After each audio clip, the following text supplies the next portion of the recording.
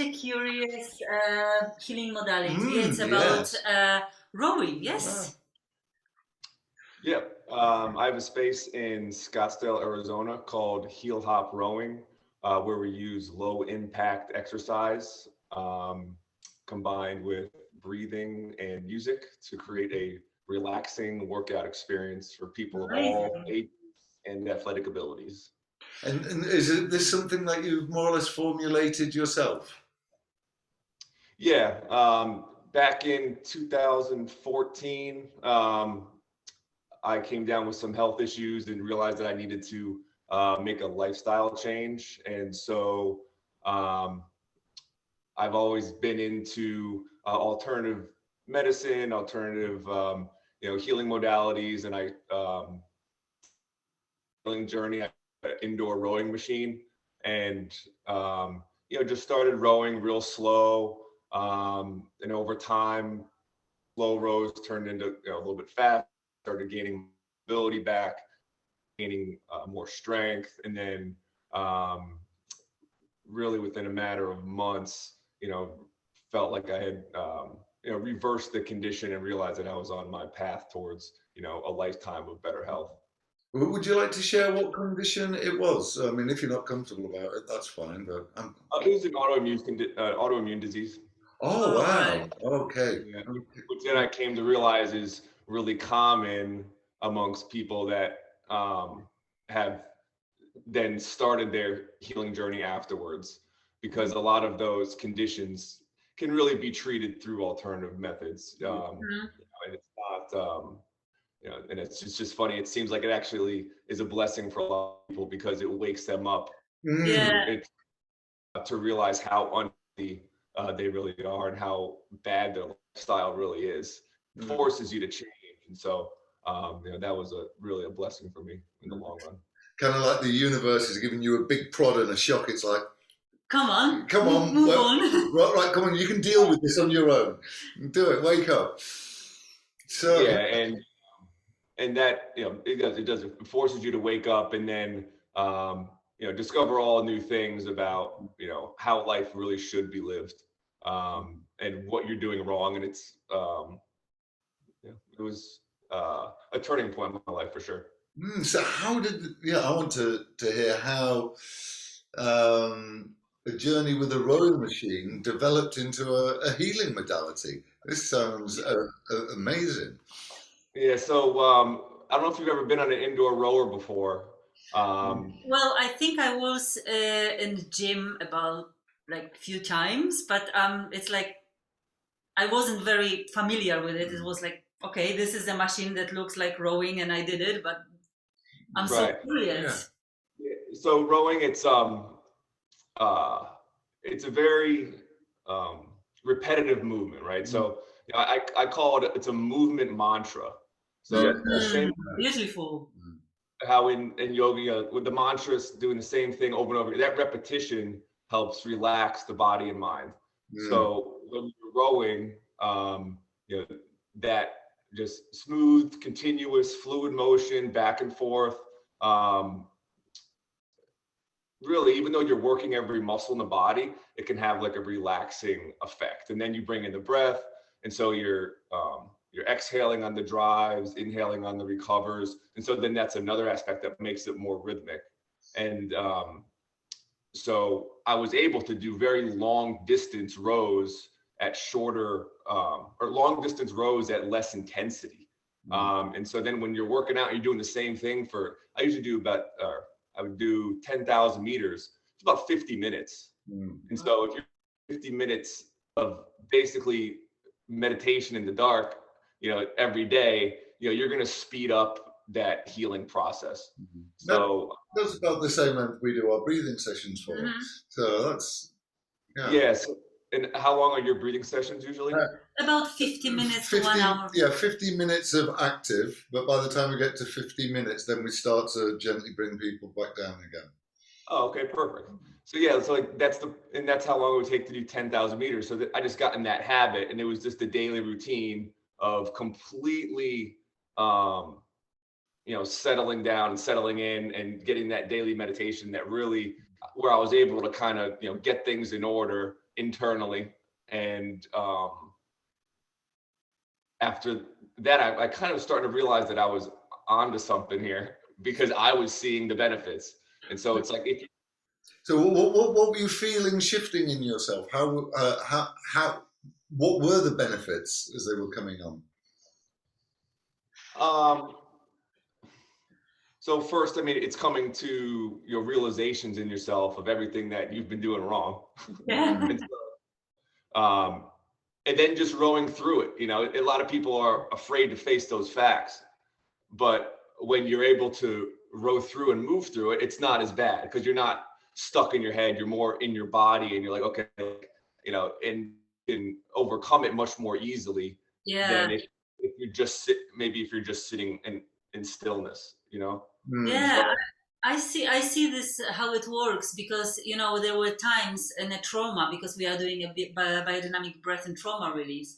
In trauma, sometimes you are frozen when the things happened, and then these issues are still stuck in your brain in your body, and you are just like, I can't move through. So once you are rowing them through. Amazing. exactly. Yeah, and emotions are stored in the body.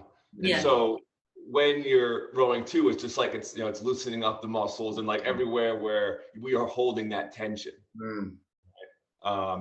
So then after that, that's when I added in the music, and you know, then I would put on like you know, maybe some like lo-fi hip hop or like a little bit of healing sounds, and try to you know, I would just put together music that I felt blended well with the rows.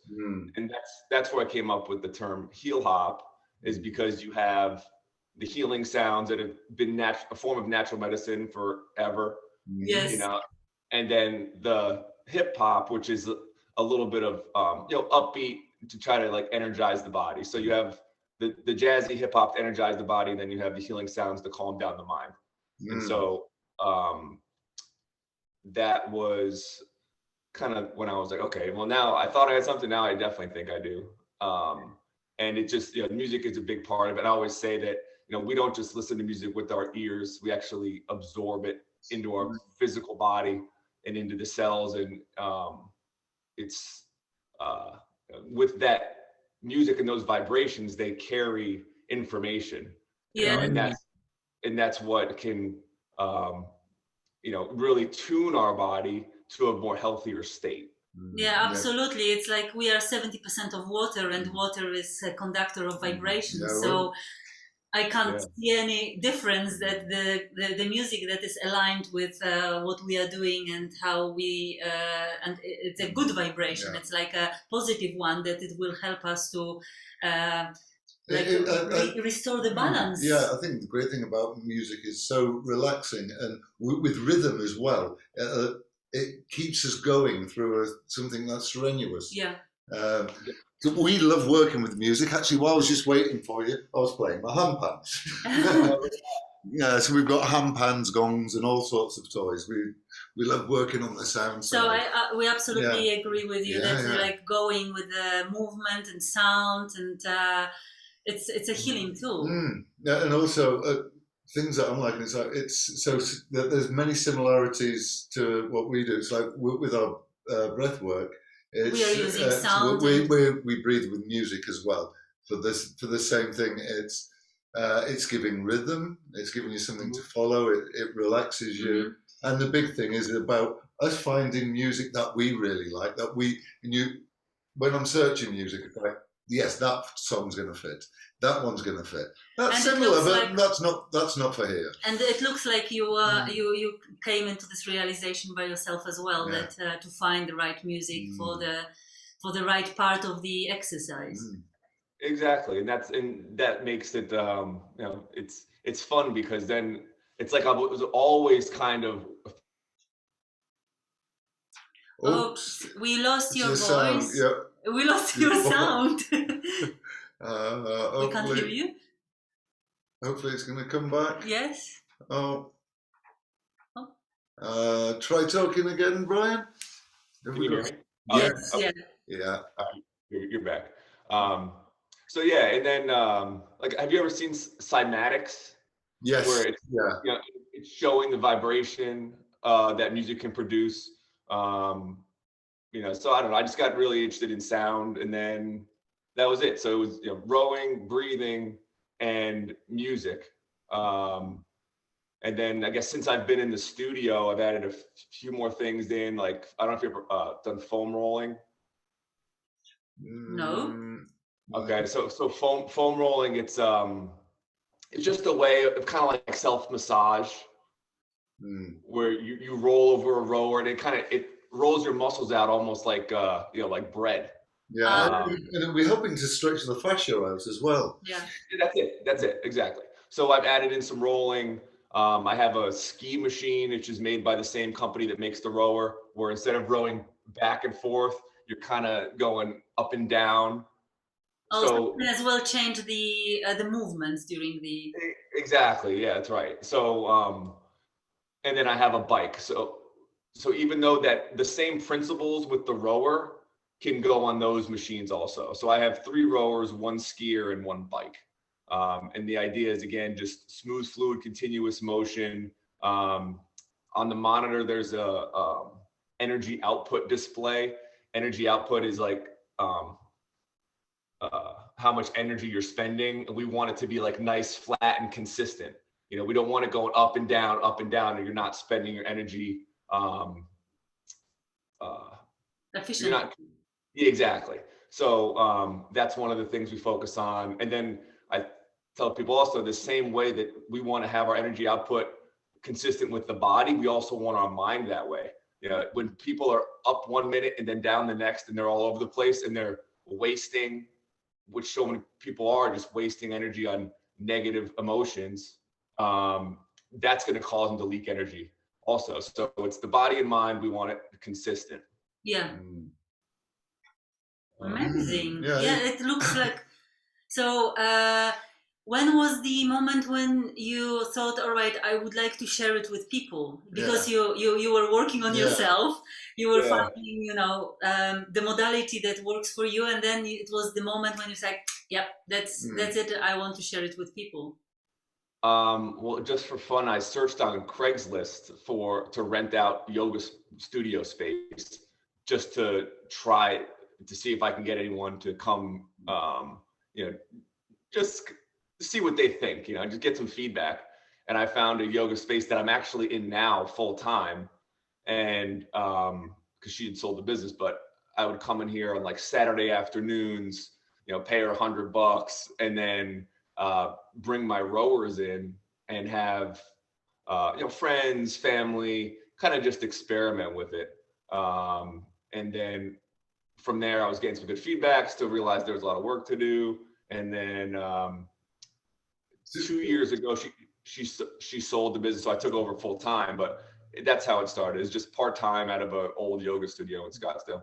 So what was the kind of feedback that you were getting off your, for want of a better word, guinea pigs? Yeah. Your test subjects. Yeah, I mean, everybody agreed that it was different. And so like for me, I took that as motivation, you know, because I don't know if you guys know Mr. Gertrich, but he says, you know, never do as other people do. Yeah. And so I took the whole thing as being different as motivation. Because, all right, well, this is something that no one else is doing. That means that I have, you know, so much possibilities to grow it however I want it, you know. And since it started from that I kind of stumbled upon it. Like, you know, I didn't study in school. I didn't have any type of background in this stuff. It's just something that I was decided to run with. So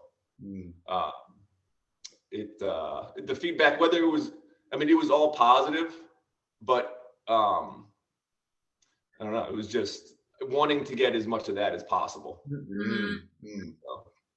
So was anyone having any breakthroughs in their own personal development in these areas? So I mean, that kind of started after I got through the initial friends and family stage, and I put out a couple ads, and I had some people come in, and where we did see some breakthroughs, and that's when I realized that this is something that I should take slowly. You know, you don't just jump right into it and just think everyone's going to come in and get breakthroughs. Yeah. But if you have a couple of them, you're like, okay, let's actually take a step back and let's move a little bit slower, because what we're dealing with here is more serious than, you know, just a normal workout space. And for some people, that's what it is, but others, it's a little bit more. Yeah. But and the breakthroughs came from, I mean, a mix of the rowing and then just listening to their story, you know. And sometimes you just to listen to other people and let them tell you stuff and then come in and row. I mean, that's all they really need. It's no like, you know, it's really not that complicated. Yeah. Like I didn't feel like I was doing that much. I was just giving them an area where they could come in, you know, work out, you know, relax. But, you know, relaxing is something that people forgot how to do. They don't know how to. And so when they do finally, that you call it a breakthrough or whatever you want to call it, it's just going to happen naturally. Yeah. And then, you know, which is good, because then it's like they're still doing the work themselves. I might give them a space where they can do it, and put them in the right conditions where they're able to, because they're moving, they have music, they're breathing. But for the most part, it's, you know, this is a place where they can do it themselves. It's making me chuckle so much, because you're describing the same elements that we work with. The most important thing for us in any modality that we are working, it's a safe space where the people can just open up without judgment. And you were just giving them movement, breath, sound, and ear to hear their stories. And you don't even need to do anything. You don't need to advise them, because they just want to finally speak out what happened. And it's like when real deep healing happens, there's only one person who can really heal us, and that's ourselves. Very true. And it's like with the rowing and the breathing, it's getting us in touch with our body. All the repetition is turning it into an active meditation. And then to have someone be there for you without judgment, to listen, is everything. All the magic ingredients for real healing. It's extraordinary. Yeah, and one of the more recent things that I've added in has been just, and then I think I'm gonna have to stop adding things in, because there's times where, you know, I'm trying too many different things, and then it's like I'm getting away from the core of what it is. So, but really, lastly, is like a little bit of qigong. Amazing.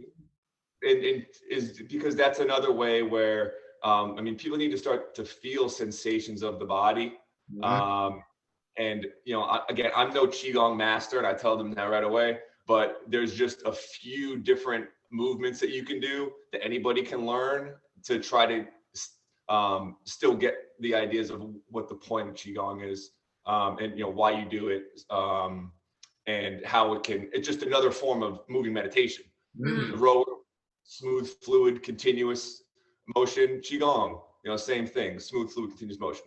And then it looks like the qigong is kind of integration of what is happening during the rowing. Yeah, right. Except rowing, you're having some resistance when you're pulling. When you're skiing, you have some resistance. But qigong, there's no resistance. It's the same type of, you know, repetitive, smooth movements, but it's a little bit easier to do. You put more focus on the breath because your muscles aren't working so hard. But that's like the most recent addition to the program, you could say. And it sounds like it will help people to bring a very soft, their presence very softly and gently into their body and what they're feeling in their body and being with it. Yeah, like even just, you know, putting your attention on your feet when you're feeling stressed, that's going to get you out of the head, and you're like, okay, now I'm in the feet and the legs, because you know, it's when you get stuck in the head where the problems start to happen. You know, people are overthinking is like an epidemic. That's a pandemic right now, you know. So anything to just help feel the body, you know, get more in touch with the feelings. And then I've also done a little bit of like art. You can say it like exploring creative process, where they'll, after they're rowing or after they do their meditation, they'll just slowly, class by class, do an addition onto little canvas. So that way they're using color as well, because we're the most creative when we're calm. So people that are saying they're not creative, it's not that they're not creative, it's just that their brains aren't calm enough to be creative. So that works in the thinking aspect. So you're sensing, you're feeling, and you're thinking. Beautiful, Brian. It's like absolutely amazing modality. You know, it's like what you created is like, wow. Especially intuitively feeling your way into it. Yeah, absolutely. It's, look, for me, it's like hearing the part about the rowing is that strong, repetitive action with resistance is like, okay, just keep going, stay with your rhythm, and breaking down your resistances to feel. Then once they're broken down, okay, just gently be with yourself and feel. Now the resistance to feel yourself is gone, is broken. Now feel yourself, and then being presented with something creative. It's now you can express yourself. Yeah, and you know, it's meant, like, again, the same way that I'm no qigong master, I'm also not an art teacher. You know, but it's just introducing some very basic things, like, you know, just let it flow out, like don't judge what's coming, and all these little, you know, little stuff that, you know, draw a stick figure. If that's what you want to draw. It doesn't matter. We're not trying to make a masterpiece here, but it's just a way to involve, you know, so they have their body, the feelings, and the thinking all being worked, and all really, I guess, doing a form of healing. And all these things, especially creativity, is in childhood, it's often repressed, and it's letting that creativity start to emerge, which is a part of the essence of our life force, comes through in creativity. In many different ways.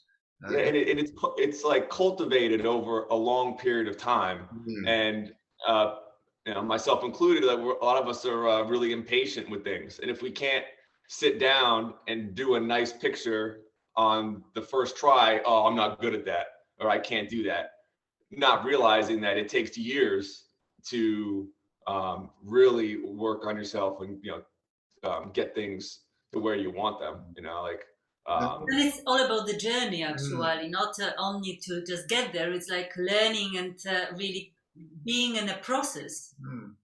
Yeah, definitely, and you got to enjoy that process, and it's going to undoubtedly come with a lot of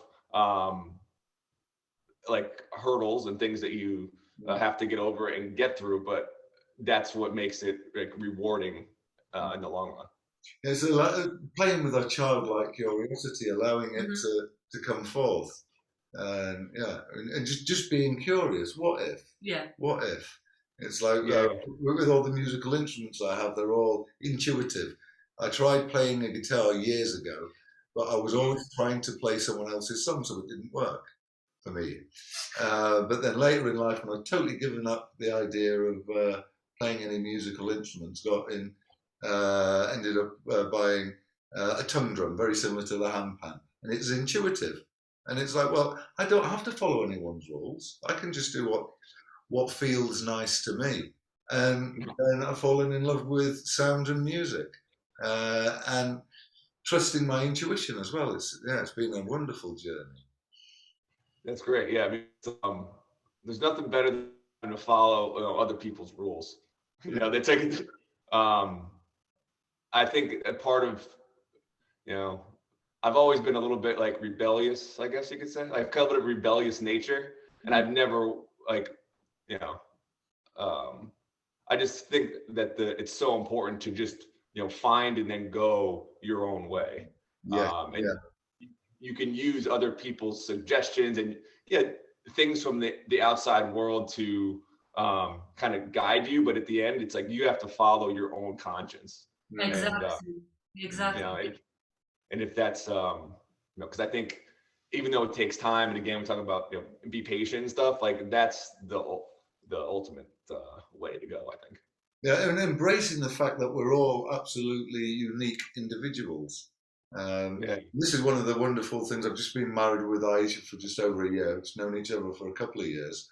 And even though we do a lot of this, we have the same healing practice, it's a different experience for both of us, both giving and receiving. And everything else in life is a different experience. And I think one of the wonderful things for me is it helps me to get out of my subjective, that all the world is sort of like me, and it's like, no, everyone's beautiful in their own spaces, and being able to accept all the different, and not accept, celebrate all the different ways that we can express ourselves, and heal ourselves too. Yeah, and it's it's cool. You guys can do that together also. So it's almost like I don't know. I would think that'd be even like double as powerful. Yeah. What would double as threatening as well, because we keep reflecting back to each other big truths. Chances are, we've been personally avoiding for a while, but that's good in the long run. But what are your next steps now?